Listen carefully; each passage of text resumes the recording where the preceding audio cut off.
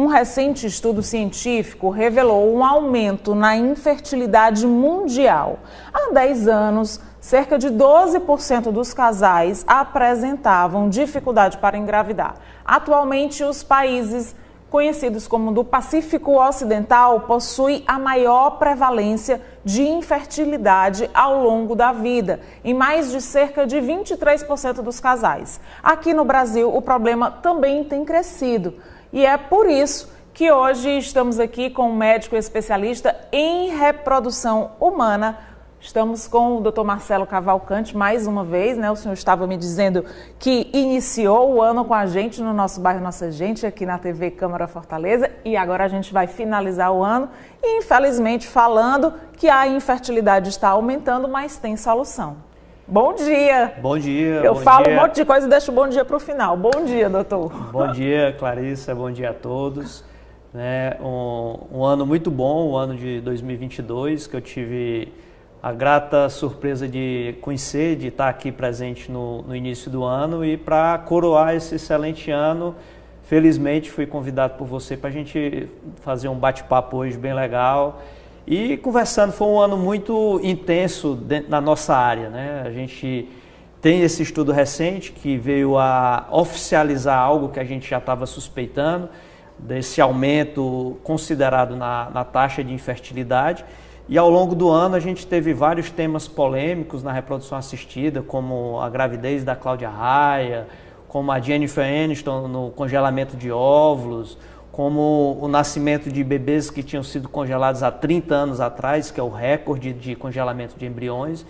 Isso, por um lado, é bom, porque a gente está desmistificando o tema e, como a gente está vendo agora no estudo, vários casais passam por essa dificuldade e muitos deles não se abrem, talvez pela a dificuldade de conversar sobre o tema. E a gente aqui debatendo, abrindo espaço a todo mundo, a gente talvez deixe o coração desses casais mais leves e que eles saibam que tem muita gente na mesma luta junto com eles, quando eles acham que eles estão sozinhos. É só comigo que acontece isso, né? Porque não é bem assim, né? Mas não, a gente viu aí até o estudo infelizmente tá mostrando, é bem mais gente cada vez mais. O estudo está mostrando aí que pelo menos 1 em 4 casais, 1 em 5 casais vão passar pela mesma dificuldade de um casal que não está conseguindo ter seu bebê, não está conseguindo engravidar.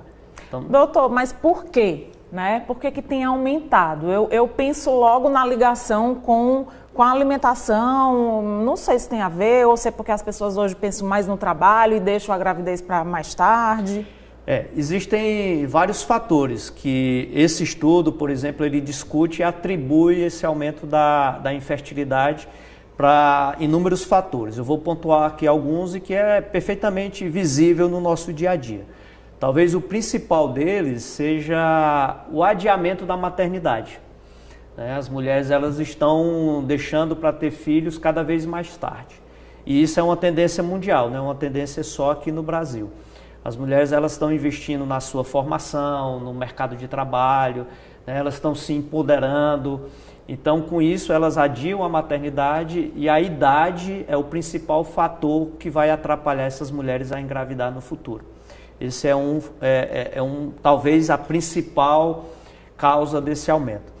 Uma segunda causa importante, que quando a gente fala de infertilidade, a gente fala do casal infértil, foi também um estudo recentemente publicado em que ele observou uma queda da qualidade dos espermatozoides do homem ao longo das últimas décadas. E uma queda assustadora.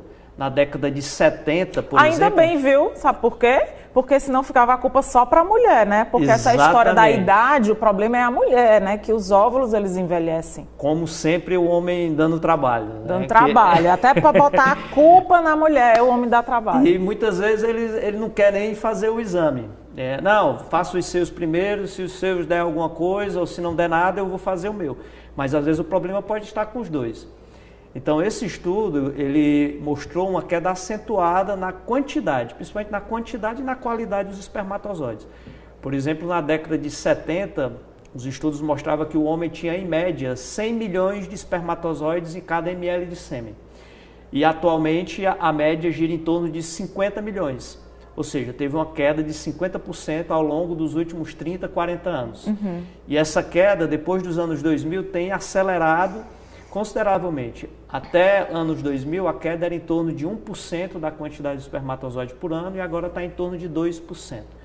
Então, talvez esses sejam os dois principais fatores desse aumento da infertilidade. Além de fatores ambientais, né, a contaminação do meio ambiente, a alimentação, o estresse, tudo isso tem contribuído para esse aumento. Mas aí a gente fala do negativo, né, que tem aumentado então essa infertilidade, vamos falar do positivo. É possível? Cláudia Raia conseguiu. Então, como é que essas mulheres então podem ver a luz no final do túnel? O episódio da Cláudia Raia é algo que não deve ser levado em consideração. Ele tem um lado positivo e tem um lado negativo, tá? O lado positivo é que a gente consegue abrir mais espaço para discutir sobre o assunto e alertar as mulheres sobre essa dificuldade. O lado negativo da Cláudia Raia é que muitas pacientes foram no consultório, se a Cláudia Raia conseguiu aos 55 anos, eu estou com 38 anos, eu vou esperar mais um pouco. Tá? O que aconteceu com a Cláudia Raia, que ela colocou que foi uma gestação espontânea, ela não... Foi mesmo espontânea, doutor? A gente tem que...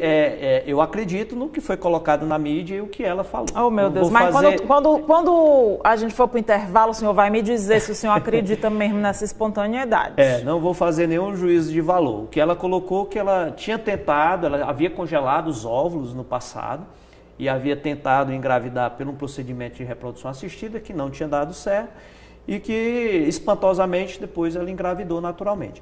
Sendo que isso é uma raridade. Foi um milagre. Exatamente, é uma exceção da exceção. Existem matérias, ela dando entrevistas falando sobre a vida na menopausa, que ela já estava menopausada. Menopausada é quando a mulher interrompe a sua capacidade reprodutiva por conta da idade.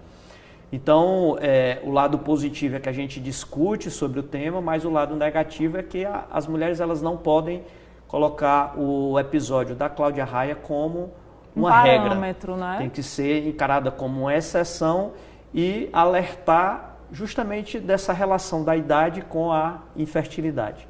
Tá certo? Então, ela também pontuou a questão do congelamento dos óvulos, que para aquelas mulheres que a gente falou, que pretendem apostar na carreira, querem uma estabilidade financeira, uma estabilidade no seu trabalho e que querem adiar a maternidade, o congelamento dos óvulos é uma boa opção para essa preservação, para postergar a maternidade.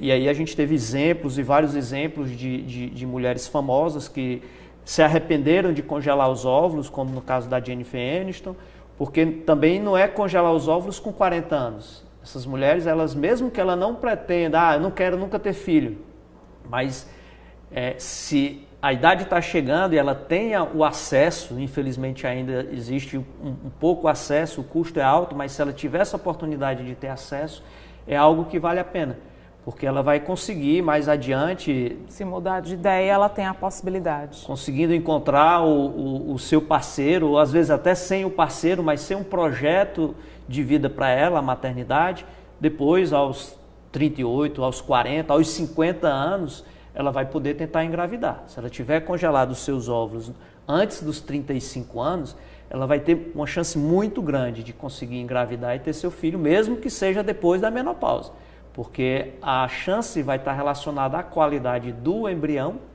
e esse embrião, se for formado por um óvulo jovem, um óvulo com menos de 35 anos, esse embrião tem um potencial enorme de implantar e desenvolver uma gravidez, mesmo essa paciente estando na menopausa. Perfeito. Doutor, eu queria fazer muito mais perguntas, porque esse assunto é muito interessante e eu particularmente adoro, mas o meu diretor aqui do estúdio já me deu um sinalzinho que eu tenho que ir encerrando. Então eu quero só lembrar que é importante, então, em primeiro lugar, você procurar um especialista, né? Que aí o especialista vai lhe orientar os melhores caminhos, as suas opções. Tem uma conversa com o seu ginecologista, né? Às vezes o acesso ao especialista em reprodução pode ser um acesso difícil, mas o ginecologista já pode dar uma boa orientação a essa paciente, a essa mulher. Né? Perguntar, ó, agora eu não quero ter filho, mas se um dia eu pensar em ter filho, o que é que eu faço? Né? Essa mulher tem que fazer um planejamento reprodutivo. A gente está no momento de traçar as metas. Então, uma das perguntas de você como mulher, geralmente a gente coloca a mulher porque tem essa limitação da idade, mas uma das perguntas da mulher e do homem também, mas principalmente da mulher é: eu quero ter filho? Quantos filhos eu quero ter? Quando que eu vou começar a querer engravidar e ter meus filhos? E aí ela respondendo essas 3 perguntas, junto com o seu ginecologista mesmo, ela pode fazer um planejamento. E aí esse ginecologista vai encaminhar a um profissional da reprodução assistida para ela colocar em prática o seu plano.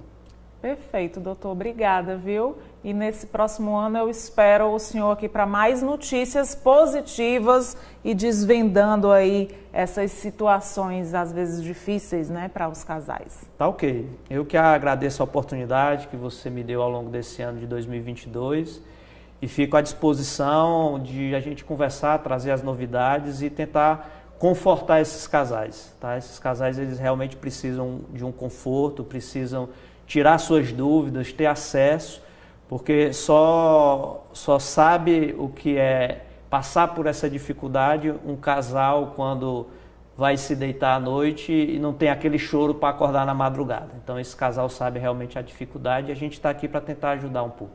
É verdade. E eu falo por experiência própria. Obrigada, doutor. Seja sempre bem-vindo. Muito obrigado, um Feliz Natal e um excelente 2023 para você, para toda a equipe. Para todos nós. E para todos vocês que estão aí do outro lado da tela. Isso mesmo, obrigada. No próximo bloco, como é que foi a sessão plenária desta quarta-feira e o que representa a ceia de Natal? Você sabe mesmo o significado? É já já.